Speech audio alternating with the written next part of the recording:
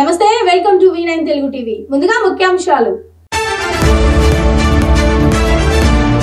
అంబేద్కర్ కోనసీమ జిల్లాలో జనసేనకు మరో షాక్ జనసేన పార్టీకి రాజీనామా చేసిన బొంతు రాజేశ్వరరావు ఎన్నికల ప్రచారంలో దూకుడు పెంచిన గాజువాక కూటమి ఎమ్మెల్యే అభ్యర్థి పల్లా శ్రీనివాసరావు జీవీఎంసీ 79వ వార్డు పర్యటనలో ప్రజల నుంచి అనూహ్య స్పందన సంగం మండలం అన్నారెడ్డిపాలెం గ్రామంలో ఎన్నికల ప్రచారాన్ని నిర్వహించిన టీడీపీ నాయకులు ఆనం రంగమయూర్ రెడ్డి భారీగా పాల్గొన్న టీడీపీ నాయకులు కార్యకర్తలు కృష్ణా జిల్లా ఉయ్యూరు మండలంలో సీఎం జగన్ కు మద్దతుగా 22 మంది వాలంటీర్లు స్వచ్ఛందంగా రాజీనామా ఛత్తీస్గఢ్ రాష్ట్రం దంతెవాడలో రహదారిని దిగ్బంధించిన మావోయిస్టులు కర్నూలు జిల్లా ఓర్వకలు దగ్గర జాతీయ రహదారిపై కల్వర్టును ఢీకొన్న ఓ ప్రైవేటు బస్సు 2 మృతి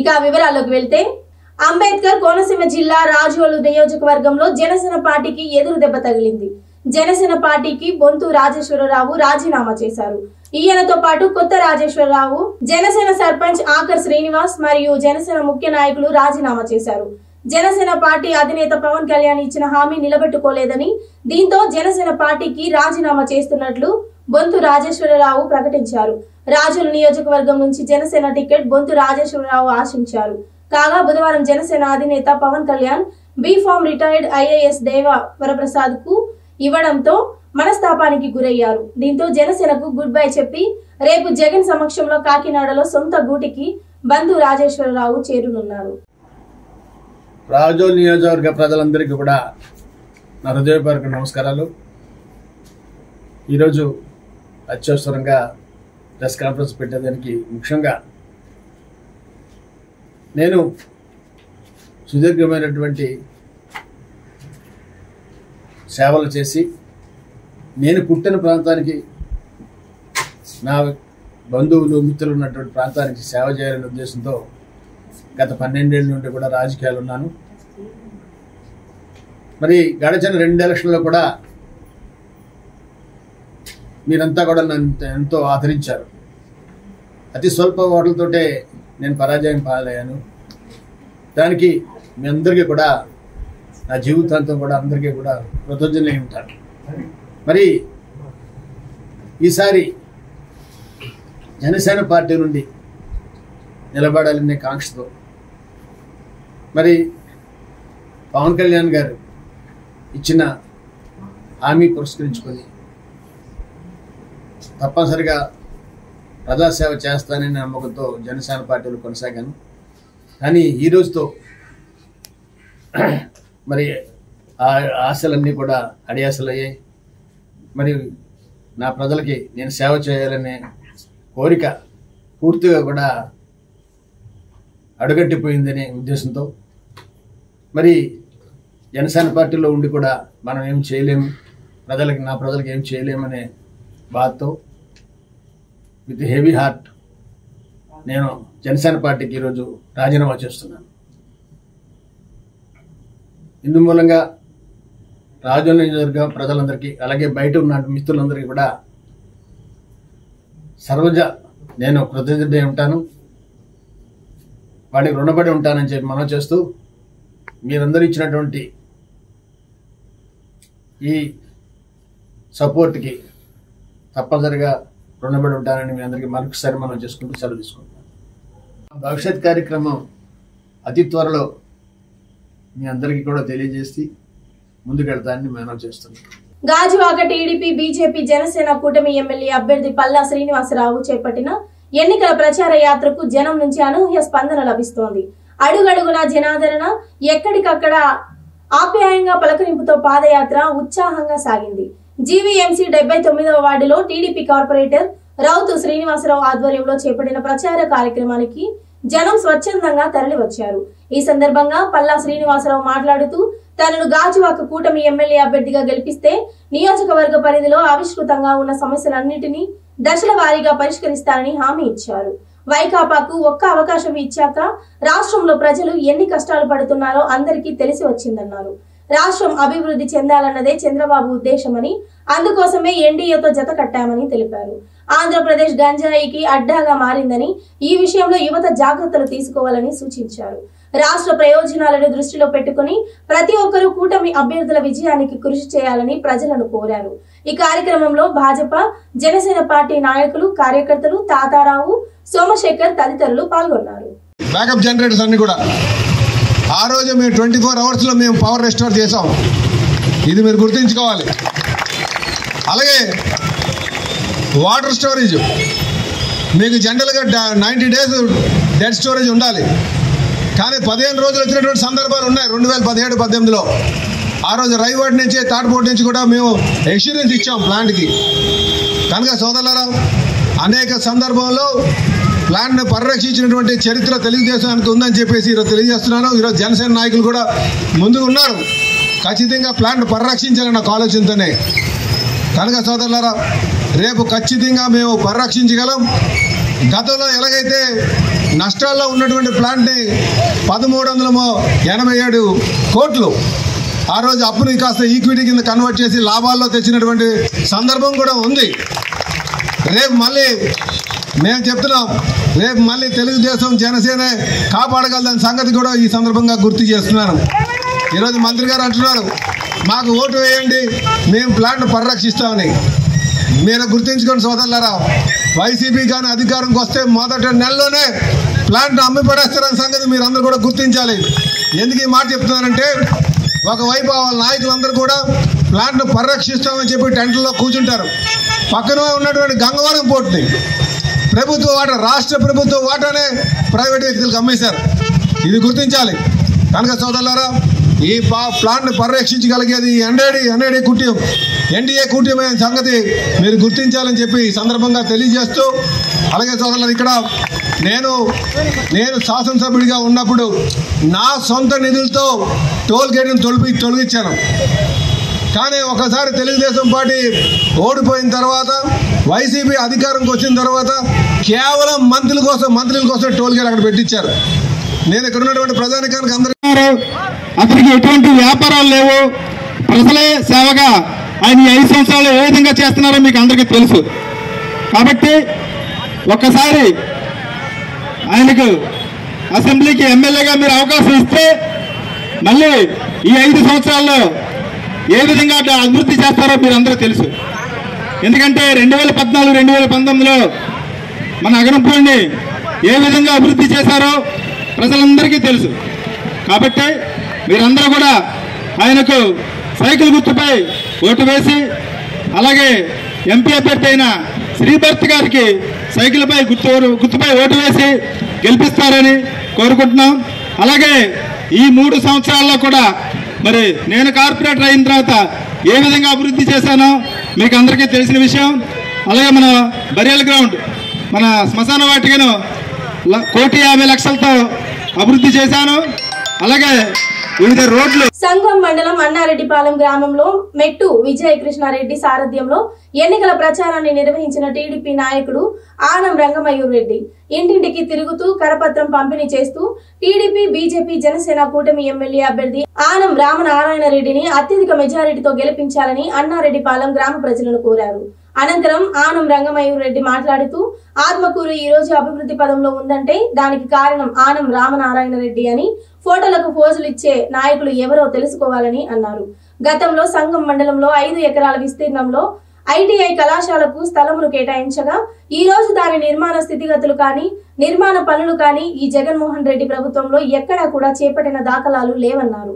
ఎవరైనా ఒక నాయకుడిని విమర్శించే ముందు మనం ఎంత మాత్రం అభివృద్ధి చేశాము అని ఆత్మ పరిశీలన చేసుకోవాలని రంగమయూర్ రెడ్డి తెలిపారు. ఈ ఎన్నికల ప్రచార కార్యక్రమంలో తెలుగుదేశం నాయకులు మెట్టు విజయకృష్ణారెడ్డి, బాణ శ్రీనివాసులరెడ్డి, కర్నాటి రవీంద్రారెడ్డి, నాయకులు, కార్యకర్తలు తదితరులు పాల్గొన్నారు. ఆత్మకూరు నియోజకవర్గం సంగం మండలం బుచ్చి దాటాక మొదట స్టార్ట్ అవుతుంది. అన్నారెడ్డిపాలెం, జెండా దెబ్బ ఈ ప్రాంతాల్లో మేము ఇక్కడ క్యాన్వాసింగ్ చేయడం కూడా జరిగింది. ఇక్కడ ఎక్కడికి వెళ్తున్నా కానీ అందరూ కూడా స్వాగతించి మమ్మల్ని తప్పకుండా తెలుగుదేశం పార్టీ భారీ మెజారిటీతో గెలిపిస్తామని వాళ్ళే మాకు మాట ఇవ్వటం ఈరోజు మేము చూస్తూ ఉన్నాం.